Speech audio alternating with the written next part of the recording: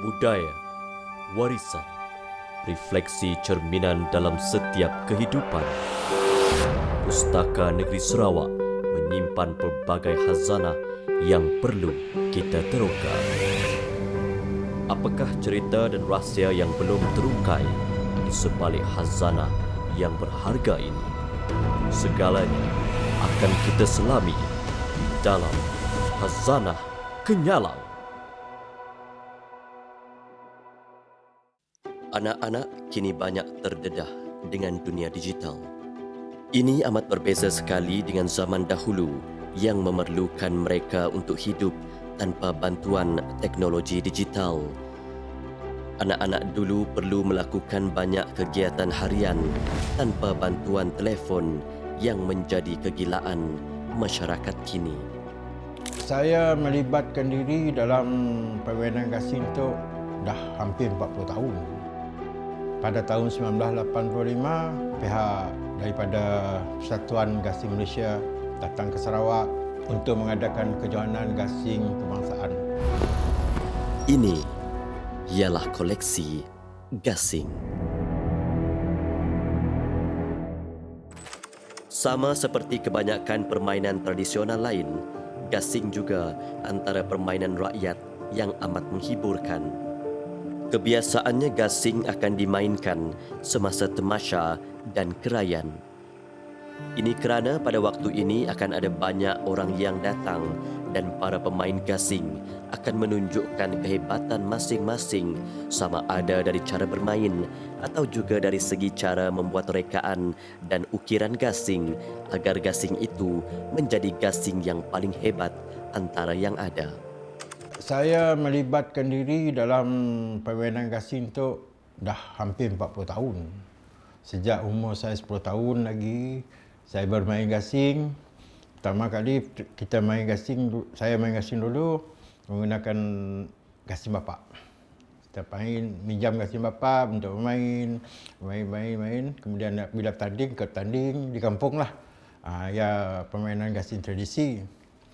Pada tahun 1985, pihak daripada Persatuan Gasing Malaysia datang ke Sarawak untuk mengadakan kejohanan gasing kebangsaan di tapak Expo Putrajaya yang sekarang tu tapaknya adalah Mahkamah Kuching.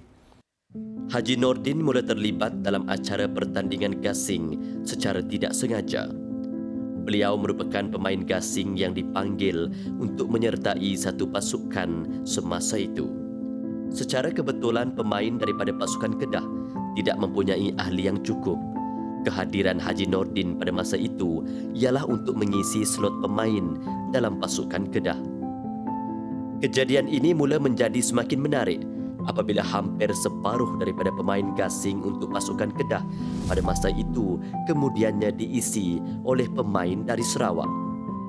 Dari sinilah Haji Nordin melihat bahawa gasing ini ada mendapat tempat dalam penduduk Sarawak. Melihat kepada sambutan yang sangat menggalakkan daripada orang Sarawak ini, maka Haji Nordin mula menggiatkan dirinya sebagai sebahagian daripada pengurusan pertandingan permainan gasing ini. Di sinilah bermulanya perjalanan hidup Haji Nordin sebagai pemain gasing yang memajukan permainan ini di Sarawak. Dalam aktiviti berpersatuan gasing ini, beliau pernah menjadi Setiausaha Agong Persatuan Gasing Sarawak dan Naib Presiden Persekutuan Gasing Malaysia. Selain daripada itu, Haji Nordin juga merupakan ahli Lembaga Pengadil Gasing Malaysia yang dianugerahkan grade dalam Pengadil Peringkat Kebangsaan dan Pengadil Asia Tenggara. Pertandingan bangka gasing tu ada 3 jenis permainan bangka gasing. Kalau kata di Sarawak, kita akan menggunakan gasing yang seperti yang ada di tangan saya tu lah. Gasing tu gasing berembang, untuk jenis-jenis gasingnya lah, untuk yang kita main di peringkat negeri Sarawak. Adalah agak sukar untuk membuat gasing yang baik pada masa sekarang kerana kesukaran mencari kayu untuk membuat gasing. Terdapat beberapa inovasi dan kajian dilakukan dan Universiti Putra Malaysia telah menghasilkan sejenis gasing yang diberi nama Purima. Gasing ini amat istimewa kerana ianya jarang pecah. Penghasilan gasing ini amat bagus kerana gasing ini sesuai untuk permainan pangkah gasing dan gasing ini ialah gasing yang digunakan untuk dimainkan oleh perangkat remaja khasnya. Terdapat pelbagai jenis rekaan untuk gasing Sarawak. Ini agak berbeza dengan gasing dari pantai timur Malaysia dari segi rekaannya. Untuk rekaan gasing Sarawak kini lebih bebas berbanding dulu. Keunikan jenis kayu juga menjadikan gasing Sarawak ini menarik. Ini kerana antara kayu yang digunakan untuk membuat gasing Sarawak ialah kayu belian, iaitu kayu yang sangat kuat dan tahan lama. Ini cara dia. Kalau kita baling tangan kanan, talinya, kalau talinya panjang, kita masuk pergelangan tangan tali dia. So kalau kita tali dia cukup-cukup dengan gasing tu, kita masuk jari kelingking sajalah. Lebih mudah sebab saiz dia tak besar. Kalau saiz yang besar, kita masuk pergelangan tangan tali dia. Jadi kita lilit di tapak tangan dulu tali tu supaya tali ni tak jatuh kat tanah, tak kotor. Jadi kita lilitkan, pendekkan tali dia. Lepas tu kalau tangan kanan kita lilitnya lawan arah jam, kemudian kita ketatkan tali ni. Kalau tak dapat ketat di atas ni, tak cukup kuat, kita letak kat betis ni. Tarik kita ketat. Lepas tu kedua ketat lagi, tak bergerak tali tu ditarik, baru kita lilit tegang sampai habis. Selain menjadi satu kebudayaan, gasing juga dapat dijadikan sebagai satu cara unik untuk masyarakat mengisi masa lapang satu masa dahulu. Inilah antara khazanah lama yang perlu untuk kita jaga agar ia tidak luput ditelan zaman.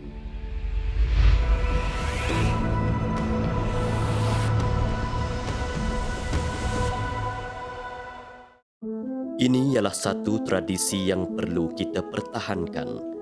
Satu tradisi yang memupuk semangat kekeluargaan dan juga dapat memeriahkan kampung. Kepala kuih ini merupakan salah satu tradisi lah. Penukaran palak kuih ini biasanya diadakan sewaktu sambutan Hari Maulidur Rasul. Inilah tradisi palak kuih. Palak kuih merupakan acara kemuncak bagi sambutan Maulidur Rasul di sini. Pada awal pagi, pelbagai acara keagamaan akan dibuat oleh penduduk kampung. Ini termasuklah berzikir, berselawat dan memanjatkan kesyukuran kepada kurniaan rezeki.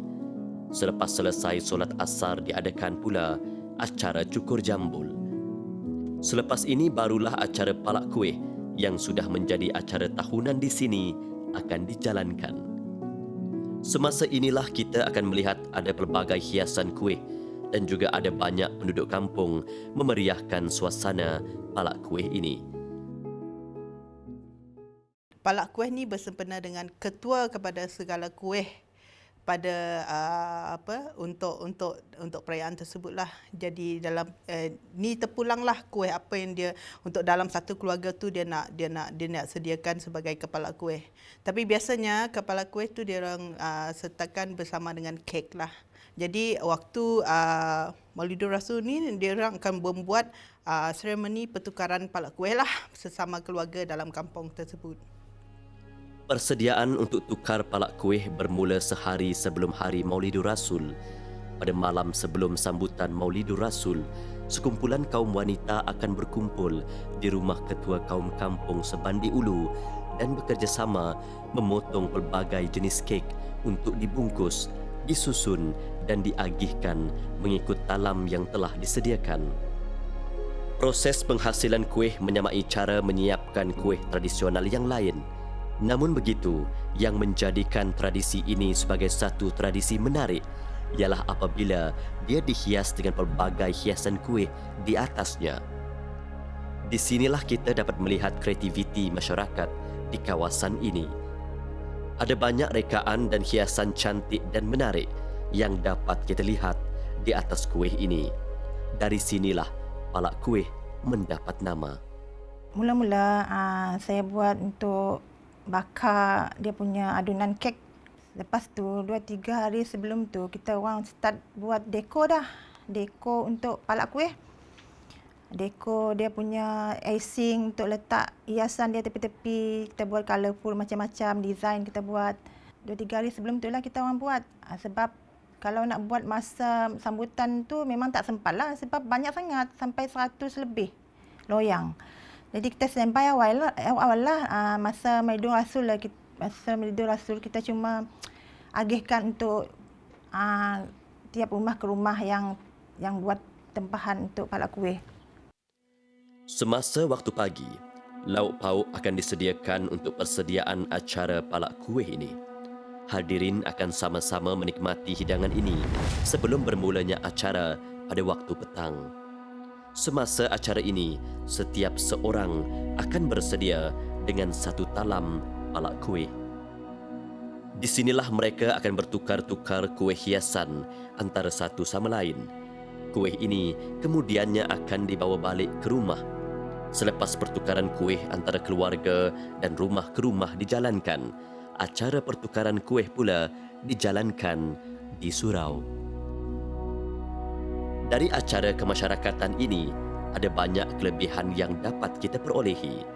Selain daripada memeriahkan suasana, acara ini dapat meningkatkan ekonomi penduduk desa dan dapat juga menjadi tarikan kepada orang luar untuk melihat suasana yang unik ini.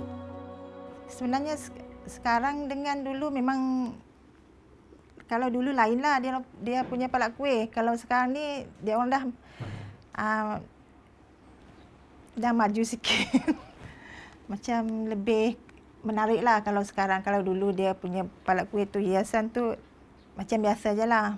Tiada hiasan pun, dia cuma balutan untuk kertas yang colour-colour tu. Macam tu je dia orang buat. Tradisi ini sememangnya satu adat dari nenek moyang dan berpuluh-puluh tahun telah diamalkan. Dari tahun ke tahun, tradisi ini menjadi semakin meriah dan kini disebabkan oleh pelbagai pengaruh dari luar, rekaan kuih juga menjadi lebih menarik berbanding dulu yang mana rekaan dahulu lebih ringkas. Pada masa dahulu, rekaan kuih dihiasi dengan potongan, hiasan bunga dan gula-gula di sekitarnya. Namun begitu, peralihan masa telah membawa kita kepada rekaan yang lebih menarik dan moden. Tradisi ini juga pernah dibuat di kampung berhampiran seperti Samarahan dan Sambir. Namun begitu, tradisi ini tidak lagi diteruskan di perkampungan jiran ini dan hanya Sebandi Ulu yang masih menjalankan tradisi ini. Memang tak patutlah kalau nak memberhentikannya sekarang, memang tak patutlah. Sebab sekarang ni pun tiap-tiap tahun kan kalau kami lakukan acara palak kuih tu memang kampung memang akan meriah. Jadi sayanglah kalau kita nak stopkan tradisi palak kuih. Sebab kemeriahan tu kita tidak akan rasa lagi kalau kita nak stopkan tradisi palak kuih. Sesungguhnya acara ini sudah pasti menjadi keunikan kepada kampung Sebandi. Ini kerana acara ini tidak lagi diadakan di kampung-kampung lain. Ini dapat menjadi satu tarikan budaya di samping memeriahkan suasana sambutan Maulidul Rasul. Semangat gotong royong dan keharmonian kampung ini ialah satu kebanggaan dan perlu diteruskan dalam diri masyarakat kampung. Usaha pustaka dalam merekod budaya ini dengan bantuan pakar dari pelbagai bidang telah membantu dalam memperkaya ilmu dan mempromosi budaya tempatan kepada masyarakat luar.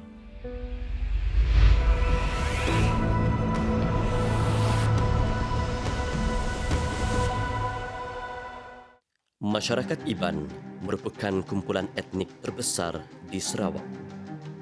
Kebanyakan masyarakat Iban pada hari ini menerima agama Kristian sebagai pegangan hidup, tetapi dalam masa yang sama masih mengekalkan nilai adat resam dan ciri-ciri kebudayaan yang menjadi lambang tradisi masyarakat Iban.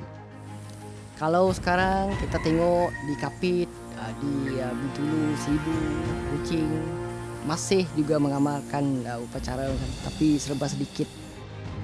Salah satu tradisi yang masih lagi diamalkan kini ialah perkahwinan tradisional Iban.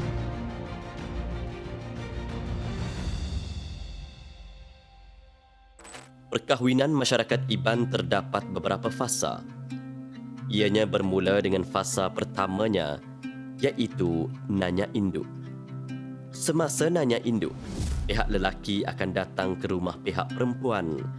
Semasa proses ini, pihak lelaki akan bertanya tentang kesudian pihak perempuan untuk menjadi suri hati. Semasa nanya induk, akan ada perundingan bagi kedua-dua pihak. Ini bertujuan untuk mengenal pasti susur galur keluarga pasangan masing-masing. Dalam masyarakat Iban, ini amat penting untuk mengelakkan daripada menjalankan perkahwinan antara saudara yang terlalu dekat jarak kekeluargaannya.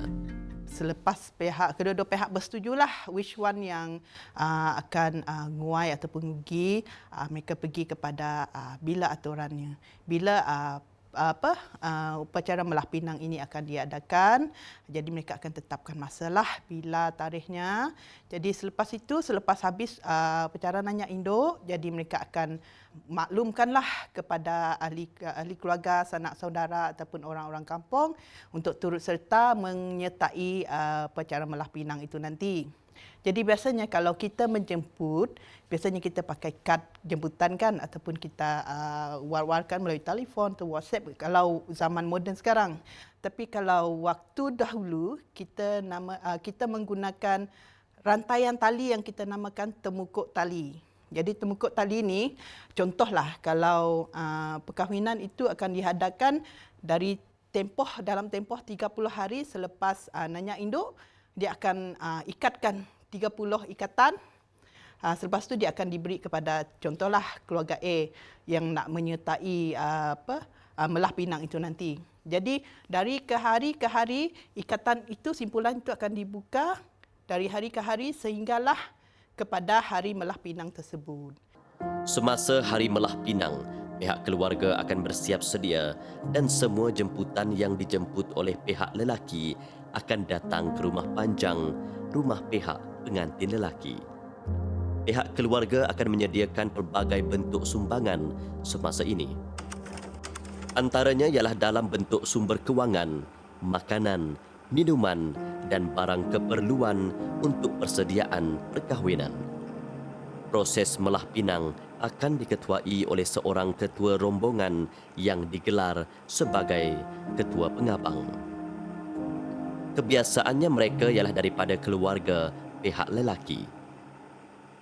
Ketua rombongan ataupun kita katakan sebagai ketua pengabang, biasanya dari pihak ibu bapa kepada pengantin lelaki itulah.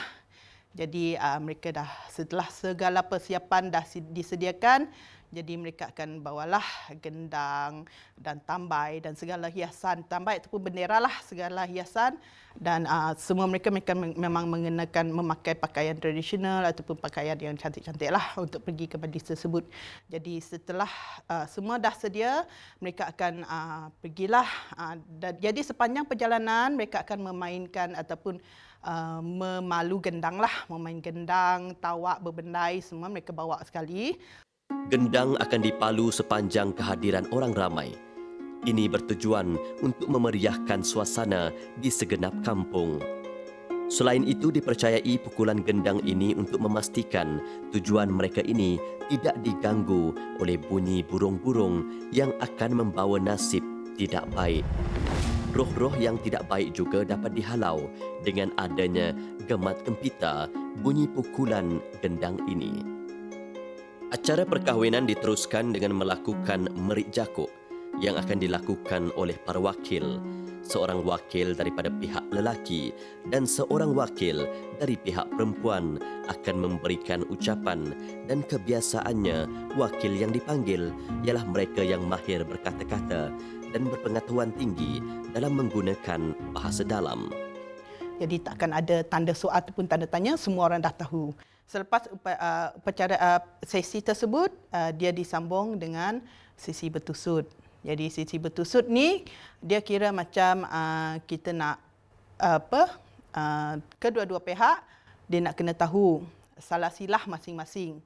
Sama ada mereka ni ada dalam salah silah keluarga mereka ada berbelit ke, ada apa-apa masalah ke, ataupun memang salah silah mereka lancar, tak ada masalah keluarga terlalu dekat ke, ataupun masalah mungkin yang suami ni pangkat pakcik dia ke, macam itulah isu-isu yang tidak diingini lah.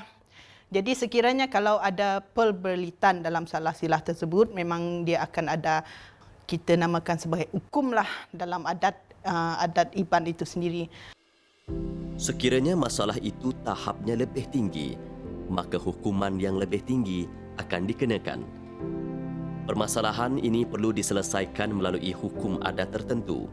Sekiranya sudah selesai, barulah majlis dapat diteruskan kepada sesi atau upacara seterusnya, iaitu upacara bebiau.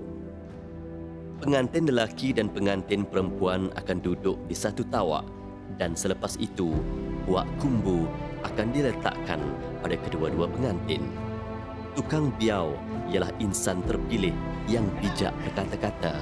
Setiap butir kata yang terkeluar daripada ucapannya haruslah amat tersusun dan kedengaran sangat indah. Amat perlu bagi leka biau ini disusun dengan sangat baik dan teliti. Ini kerana leka biau ini merupakan salah satu doa untuk merestui dan mendoakan pasangan agar dimurahkan rezeki dan diharapkan hubungan berkekalan sehingga anak cucu. Majlis diteruskan dengan upacara berambu isan.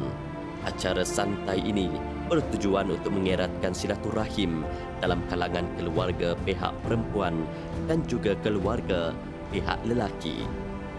Kumpulan pihak lelaki dan perempuan akan bertukar-tukar minuman semasa ini dan akan berlarutan sehingga awal pagi. Pada keesokan harinya, upacara ngambik induk pulai akan dijalankan. Dalam upacara ini, pengantin perempuan akan dibawa balik ke rumah pengantin lelaki. Pukulan gendang akan bergema semula semasa ini untuk menandakan pengabang pulang ke rumah pengantin lelaki. Pengantin perempuan akan tinggal di rumah keluarga pihak lelaki selama 3 hari. Selepas 3 hari, pengantin lelaki pula akan tinggal di rumah pengantin perempuan. Selepas selesai bagi kedua-dua belah pihak, barulah acara perkahwinan ini selesai. Adat dan warisan perlulah sentiasa dipelihara.